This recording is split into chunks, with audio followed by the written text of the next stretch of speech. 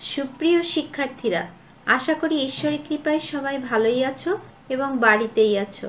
আমিও ঈশ্বরের কৃপায় ভালোই আছি। তোমাদের সাথে অনেকদিন দেখা হয় না করোনা ভাইরাস মহামারীর কারণে। কি আর করার, বাড়িতে বসেই আমাদের বেশি বেশি পড়াশোনা করতে হবে। এ উদ্দেশ্যে Kaniz Fatema girls school and college কর্তৃক আয়োজিত অনলাইন ক্লাসে তোমাদের সবাইকে শুভেচ্ছা ও অভিনন্দন।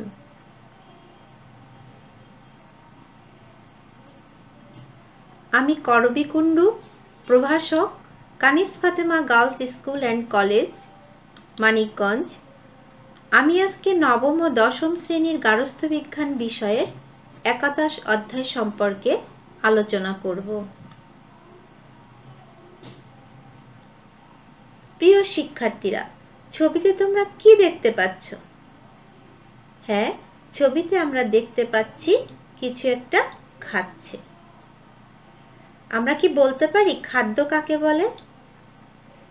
হ্যাঁ, ক্ষুধা নিবারণের জন্য আমরা যা খেয়ে থাকি সেটাই হচ্ছে খাদ্য। খাদ্য আমরা কিভাবে খাই?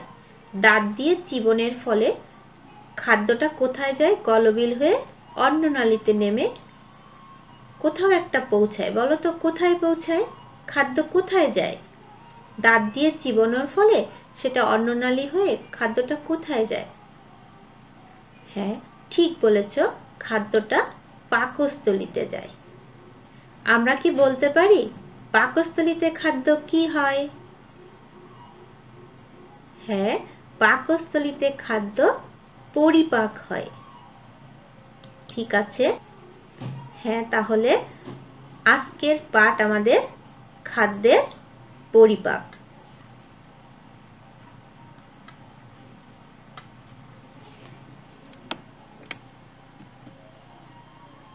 এই পাঠ শেষে শিক্ষার্থীরা তোমরা কি কি শিখতে পারবে?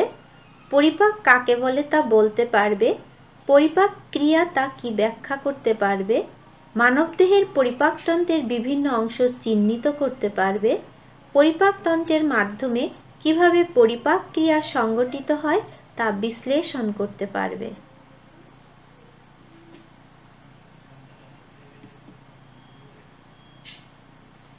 ছাত্রীরা, আমরা প্রথমে জেনে নিব পরিপাক কাকে বলে। যে প্রক্রিয়ায় জটিল খাদ্যবস্তু বিভাজিত হয়ে বা ভেঙে দেহের উপযোগী ও শোষণযোগ্য সরল ও ক্ষুদ্রতর খাদ্যবস্তুতে পরিণত হয় তাকে পরিপাক বলে। কি বলেছে? যে খাবারটা খাবো সেটা কি অবস্থায় থাকবে? জটিল অবস্থায়। অর্থাৎ যে প্রক্রিয়ায় জটিল খাদ্যবস্তু বিভাজিত হয়ে বা ভেঙে দেহের উপযোগী ও শোষণযোগ্য সরল ও ক্ষুদ্রতর খাদ্যবস্তুতে পরিণত হয় তাকে পরিপাক বলে।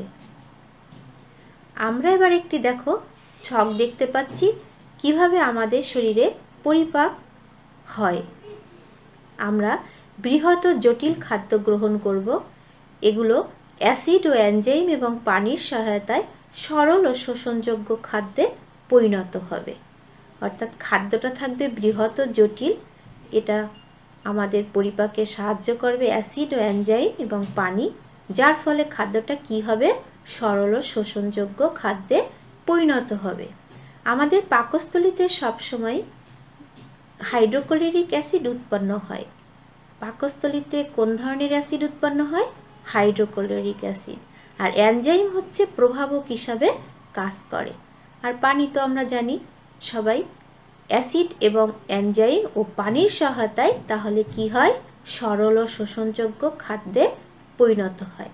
আর বৃহৎ ও জটিল খাদ্য অ্যাসিড ও এনজাইম এবং পানির সহায়তায় সরল ও শোষণযোগ্য খাদ্যে পরিণত হওয়াকেই বলা হয় পরিপাক ক্রিয়া। আমরা কি সবাই এতটুকু বুঝতে পেরেছি? এখানে আমরা কি দেখলাম? পরিপাক কাকে বলে এবং কিভাবে পরিপাক ক্রিয়া সংগঠিত হয়।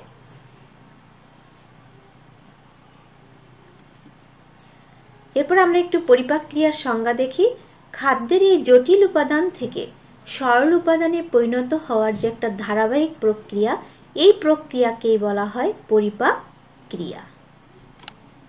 হ্যাঁ, ঠিক আছে ছাত্রীরা, এবার তাহলে আমরা আরেকটি বিষয় দেখি, সেটা হচ্ছে এই পরিপাক ক্রিয়া কোথায় সংগঠিত হয়। হ্যাঁ, এটা সংগঠিত হয় পরিপাক তন্ত্রে। আমরা এখন দেখি পরিপাক তন্ত্র কাকে বলে।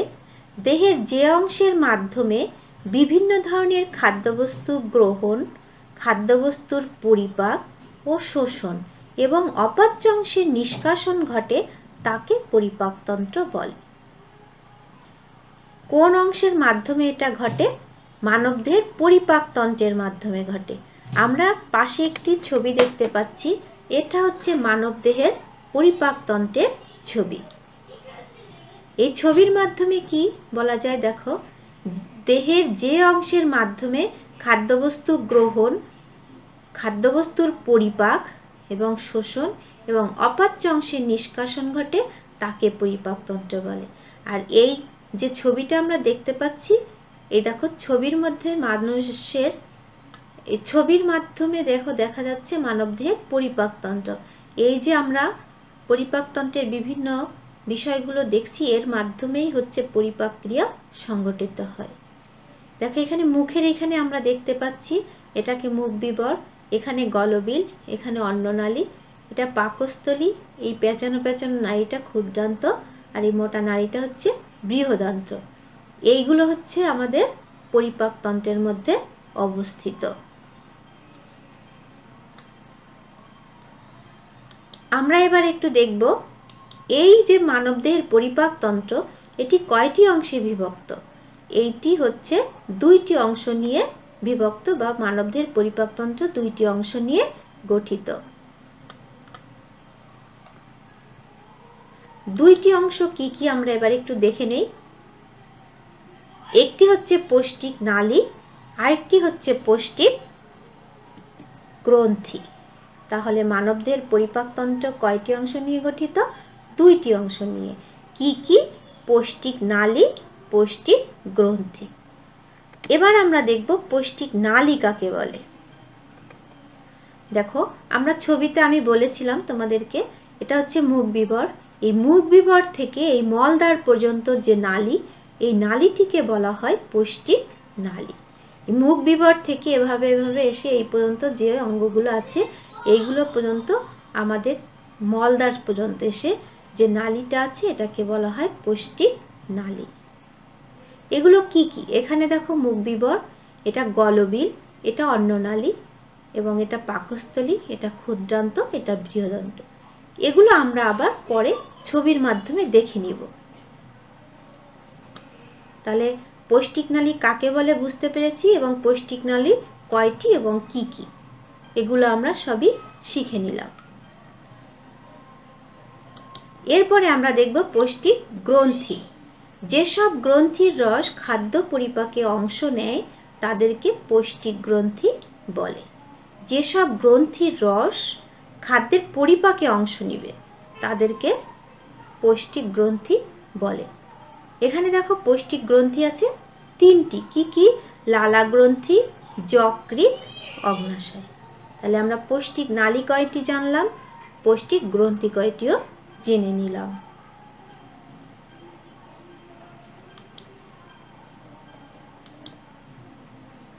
এরপরে ছাত্রীরা আমরা এতটুকু কি পড়লাম? আমরা প্রথম থেকে দেখো পড়েছি পরিপাক কাকে বলে, পরিপাক ক্রিয়া কাকে বলে, পরিপাক তন্ত্র কাকে বলে, পরিপাক তন্ত্র কয়টি অংশ নিয়ে গঠিত এবং কি কি। এর আলোকেই আমি তোমাদেরকে একটি কাজ দিচ্ছি, তোমরা বাড়িতে খাতা কলম নিয়ে লেখা শুরু করো এবং এর উত্তরগুলো লেখার চেষ্টা করো। পরিপাক কাকে বলে, পরিপাক তন্ত্র কাকে বলে, পৌষ্টিক নালী ও পৌষ্টিক গ্রন্থিগুলোর নাম লেখো।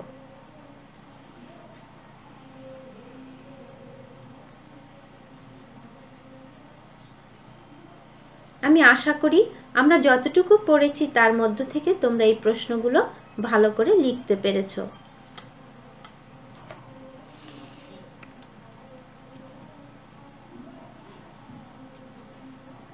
ছাত্রীরা এবার আমরা এসো কিছু মজার মজার ছবি দেখি, যেগুলো আমাদের শরীরে অবস্থিত। আমরা এই পরিপাকতন্ত্রের মাধ্যমেই খাদ্য গ্রহণ করি এবং আমাদের পরিপাক ক্রিয়া সংগঠিত হয়। এই অঙ্গগুলো কি কি এবার আমরা ছবির মাধ্যমে দেখার চেষ্টা করব এবং খুব মনোযোগ সহকারে ছবিগুলো দেখব যা আমাদের শরীরেই অবস্থিত।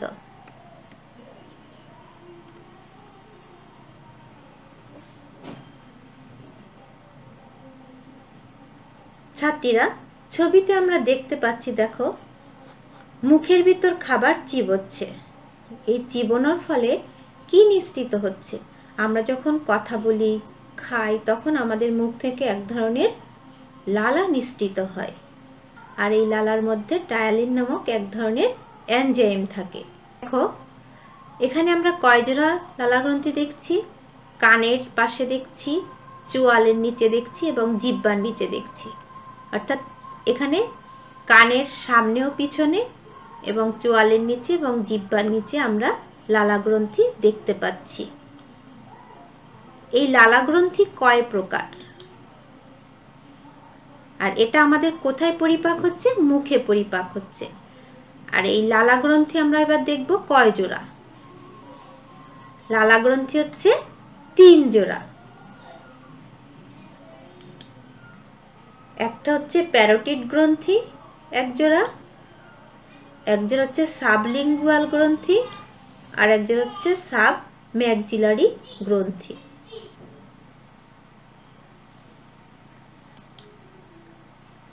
এরপরে ছাত্রীরা আমরা যে ছবিটি দেখছি, এটা বলো তো কিসের ছবি? হ্যাঁ, এটা হচ্ছে মুখ বিবরের পরের অংশ। এই পরের অংশটা কি? আমরা দাঁত দিয়ে মুখে চিবোই, তারপরে খাবারটা কোথায় যায়? গলার ভিতর দিয়ে ঢোকে। এই গলার ভিতরের এই অংশটা, অর্থাৎ মুখ বিবরের পরের অংশটা হচ্ছে গলবিল। আমরা গলবিলটা সবাই দেখতে পাচ্ছি ভালো করে। হ্যাঁ, গলবিল।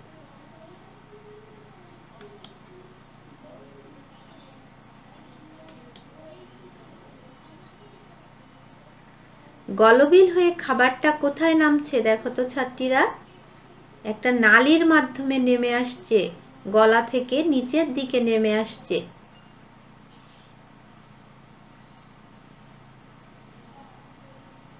দেখো কি মজার, আমরা যখন খাবার খাই তখন আমাদের শরীরে এরকমই ঘটে থাকে। হ্যাঁ, পাকস্থলীর পূর্ব পর্যন্ত এই নালীর নাম হচ্ছে কি বলো তো? হ্যাঁ, এই নালীর নাম হচ্ছে অন্ননালী। তাহলে আমরা কিসের কিসের ছবি দেখলাম? লালা গ্রন্থির ছবি দেখলাম। আমরা সেটা হচ্ছে মুখে পরিপাক হয়, এটা মুখ বিবর। এরপরে দেখলাম গলবিল, এরপরে হচ্ছে অন্ননালী। তাহলে আমরা পৌষ্টিক নালীর 3টি অংশই কিন্তু দেখলাম। এরপরে এই অন্ননালী হয়ে খাবারটা কোথায় যাচ্ছে? খাবারটি কোথায় ঢুকছে বলো তো? পাকস্থলীতে। দেখো পাকস্থলীতে খাবারটা পরিপাক হচ্ছে।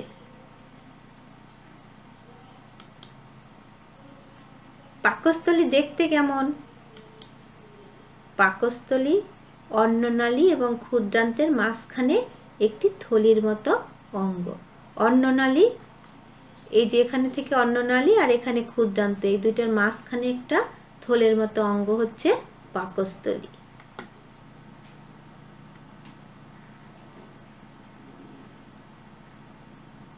পাকস্থলী থেকে খাবারটা কোথায় নামছে? দেখো এখন একটা নাড়ির ভিতরে খাবার ওঠানামা করছে। এটাকে কি বলা হয় জানো? হ্যাঁ, এটাকে বলা হয় হচ্ছে ক্ষুদ্রান্ত। পাকস্থলীতে আংশিক পরিপাক হয় আর ক্ষুদ্রান্তে প্রধান পরিপাক হয়। দেখো খাবারটা এখন পাকস্থলী থেকে ক্ষুদ্রান্তে নেমে আসছে। তাহলে খাবারটা কোথায় পরিপাক হচ্ছে? ক্ষুদ্রান্তে পরিপাক হচ্ছে।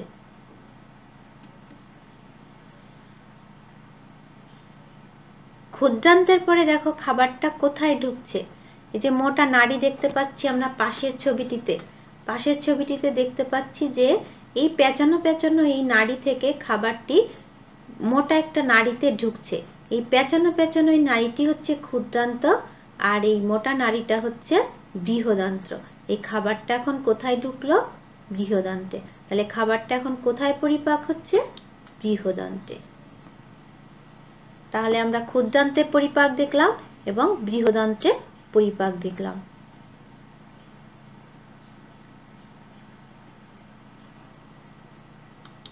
এখানে আমরা দেখতে পাচ্ছি কি বৃহদান্ত্র 3টি অংশে বিভক্ত।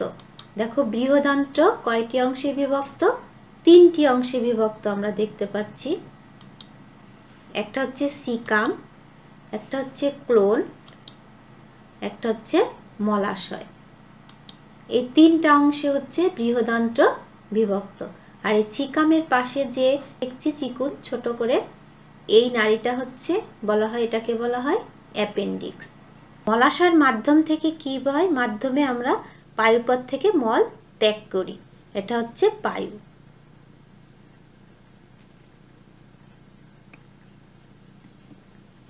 আমরা 2টি অংশে বিভক্ত করেছিলাম, একটি হচ্ছে পৌষ্টিক নালী আর একটা হচ্ছে পৌষ্টিক গ্রন্থি। আমরা পৌষ্টিক নালীগুলো দেখলাম, এবার পৌষ্টিক গ্রন্থিগুলো দেখি। পৌষ্টিক গ্রন্থির মধ্যে এটাকে কি বলে? লিভার গ্রন্থি বা যকৃৎ। আমরা কি দেখতে পাচ্ছি? লিভার গ্রন্থি বা যকৃৎ। এটাকে দেখতে পাচ্ছি কি পিত্তথলি। এটা হচ্ছে ডিওডেনাম। ক্ষুদ্রান্তের মধ্যে একটি অংশের নাম হচ্ছে ডিওডেনাম। পিত্তথলি ও অগ্নাশয় নালী মিলিত হয়েছে। দেখো এই পিত্তথলি থেকে পিত্তরস আর অগ্নাশয় থেকে এটা হচ্ছে অগ্নাশয়। এই ছবিটা আমরা দেখতে পাচ্ছি, এটা হচ্ছে অগ্নাশয়। এই পাকস্থলীর নিচে অবস্থিত হচ্ছে অগ্নাশয়। তাহলে অগ্নাশয় থেকে অগ্নাশয় রস আর পিত্তথলি থেকে পিত্তরস, এই দুইটি একসঙ্গে মিলিত হচ্ছে কোথায়? ক্ষুদ্রান্তে। অগ্নাশয় কোনটা আমরা দেখে চিনছি, আবারও আমরা আবার দেখছি, এটাই হচ্ছে অগ্নাশয়। ছাত্রীরা, আমরা পৌষ্টিক নালী এবং পৌষ্টিক গ্রন্থি সমূহগুলো ছবির মাধ্যমে সুন্দরভাবে দেখে নিলাম। আমরা নিশ্চয়ই ছবিগুলোর সঙ্গে পরিচিত হয়েছি এবং ছবিগুলো সম্পর্কে আমাদের ধারণা লাভ হয়েছে, ঠিক তো? হ্যাঁ, এবার আসো আমরা দেখি মানবদেহের পরিপাকতন্ত্রের মাধ্যমে কিভাবে পরিপাক ক্রিয়া সংগঠিত হয়। আমরা যে এতগুলো অঙ্গ দেখলাম, এর মাধ্যমে কিভাবে আমাদের পরিপাক ক্রিয়া সংগঠিত হয়, এবার এটা আমরা দেখে নিব। দেখো ছবিতে আমরা কি দেখতে পাচ্ছি? হ্যাঁ, ছবিতে আমরা দেখতে পাচ্ছি একটা মানুষের পূর্ণাঙ্গ পরিপাকতন্ত্রের ছবি। দেখো প্রথমে আমরা এখানে দেখি নাসিকা গহ্বর আছে, তারপরে দেখো মুখ গহ্বর যেটা মুখে পরিপাক হয়, তারপরে দেখো অন্ননালী, যকৃৎ, পিত্তথলি, ডিওডেনাম, ক্ষুদ্রান্তের একটি অংশের নাম বৃহদান্ত, ক্ষুদ্রান্ত, সিকাম, অ্যাপেন্ডিক্স, মলাশয়, ক্লোন, অগ্নাশয়, বিভিন্ন পৌষ্টিক নালী এবং গ্রন্থি সমূহের চিত্র এখানে দেওয়া আছে। আমরা এটা দেখে কি বুঝতে পারছি? এটা মানবদেহের পরিপাকতন্ত্রের ছবি। এই ছবি দেখেই কিন্তু আমরা বলতে পারি কিভাবে আমাদের মানবদেহে খাদ্য পরিপাক হয়। দেখো আমরা এই ছবির মাধ্যমে একটু আলোচনা করে নেই, তারপরে আমরা বিস্তারিত দেখব। মুখ থেকে দাঁত দিয়ে চিবনের মাধ্যমে গলবিল হয়ে অন্ননালীর মাধ্যমে খাদ্য এসে পৌঁছায় কোথায়? পাকস্থলীতে। পাকস্থলীতে খাবার আংশিক পরিপাক হয়। আংশিক পরিপাকের পরে সে খাবারটা কোথায় যায়? খাবারটা ক্ষুদ্রান্তে পৌঁছায়। ক্ষুদ্রান্তে পিত্তরস এবং অগ্নাশয় রসের মাধ্যমে খাবারটা ভালোভাবে পরিপাক হয়। পরিপাক হওয়ার পরে সে খাবারটা কোথায় যায়? খাবারটা অপাচ্য অংশ এবং যেগুলো বর্জ্য পদার্থ হিসাবে আমাদের শরীর থেকে বৃহদান্ত্রের মাধ্যমে পায়ুপথ দিয়ে বেরিয়ে যায়। এটাই হচ্ছে পরিপাক ক্রিয়া, সংগঠিত হয় এই পরিপাকতন্ত্রের মাধ্যমে। এখন আমরা একটু পড়ে দেখি কি লেখা আছে।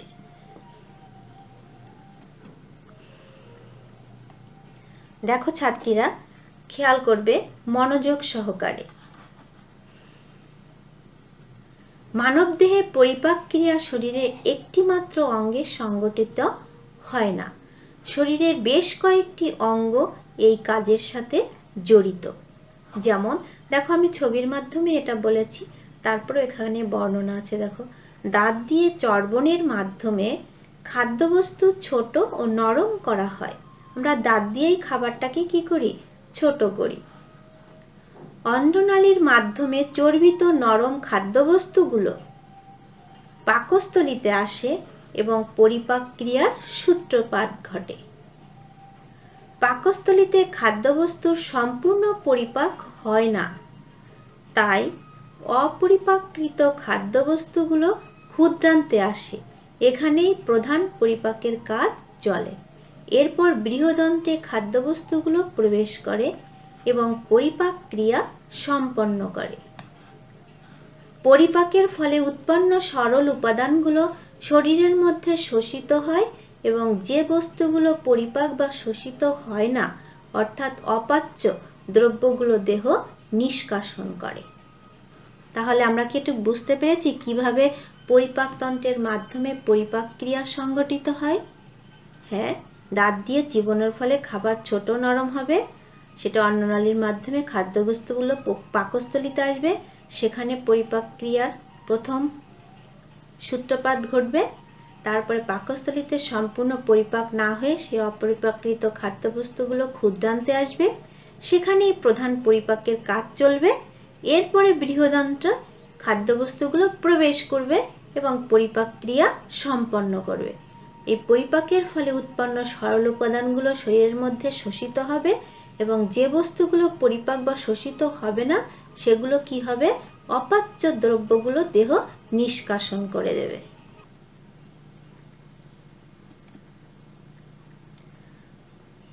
চলো ছাত্রীরা, এবার আমরা একটা ভিডিও দেখি। আমরা খাদ্য মুখ গহ্বরে চিবিয়ে ছোট ছোট অংশে পরিণত করি। এই সময় খাদ্যের সাথে লালা মিশ্রিত হয়ে খাদ্য নরম ও পিচ্ছিল হয়। ফলে খাদ্য যখন আমরা গলধকরণ করি, তখন তা সহজেই পেরিস্টালসিস প্রক্রিয়ায় অন্ননালী হয়ে পাকস্থলীতে প্রবেশ করে। পাকস্থলী হলো একটি থলির মতো অঙ্গ। এখানে খাদ্য কিছু সময়ের জন্য জমা থাকে এবং খাদ্যের আংশিক পরিপাক হয়। পাকস্থলীতে খাদ্য পৌঁছালে এখান থেকে নিঃসৃত গ্যাস্ট্রিক রস খাদ্য পরিপাক করতে সাহায্য করে। এরপর খাদ্য পাকস্থলী থেকে অর্ধ পরিপাকৃত অবস্থায় ক্ষুদ্রান্ত্রে প্রবেশ করে। ক্ষুদ্রান্ত্রে খাদ্য প্রবেশ করলে পিত্তথলি থেকে পিত্তরস ও অগ্নাশয় থেকে অগ্নাশয় রস দ্বারা খাদ্য সম্পূর্ণভাবে পরিপাক হয়।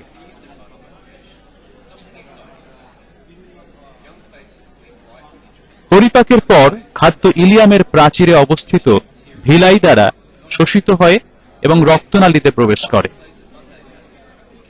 রক্ত এই পরিপাকৃত খাদ্য সমস্ত দেহে পৌঁছে দেয়। ক্ষুদ্রান্ত্রে 5 থেকে 6 মিটার পথ পরিভ্রমণ শেষে অপরিপাকৃত খাদ্য বৃহদান্ত্রে প্রবেশ করে।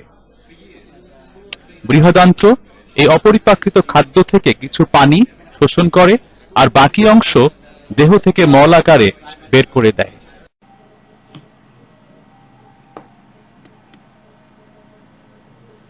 ছাত্রীরা, আমরা তাহলে ভিডিওটা দেখে অনেক ভালোভাবেই খাদ্যের পরিপাক ক্রিয়া সম্পর্কে আরো বেশি ভালোভাবে বুঝতে পারলাম, ঠিক তো? হ্যাঁ, এবার আমি তোমাদেরকে কয়েকটি প্রশ্ন ধরবো, তোমরা এগুলোর উত্তর দিবে। হ্যাঁ, প্রশ্নগুলো হচ্ছে, পরিপাকতন্ত্র কয়টি অংশ নিয়ে গঠিত?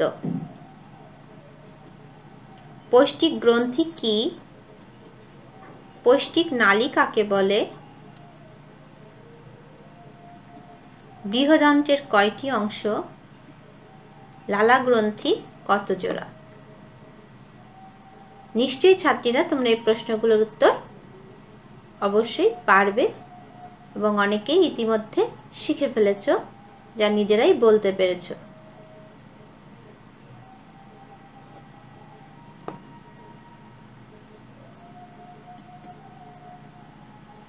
এবার তোমাদেরকে আমি সবশেষে একটি বাড়ির কাজ দিব। এই কাজটি তোমরা ভালোভাবে করবে এবং বইটা সুন্দর করে ভালোভাবে বুঝে পড়বে। সাথে সাথে আমরা যে ছবির মাধ্যমে পড়ালেখা শিখলাম, সেটাও ভালোভাবে মনোযোগ সহকারে দেখেছো আশা করি। এই বই এবং আজকের পড়া মিলিয়ে তোমরা সুন্দরভাবে এই প্রশ্নটার উত্তর লিখে কমেন্ট বক্সে জমা দিবে।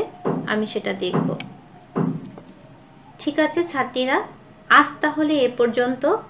সবাই ভালো থাকো, সুস্থ থাকো এবং বাড়িতে থাকো এবং বাড়িতে বসে বেশি বেশি পড়াশোনা করো। আজকের মতো এখানেই শেষ। সবাইকে ধন্যবাদ।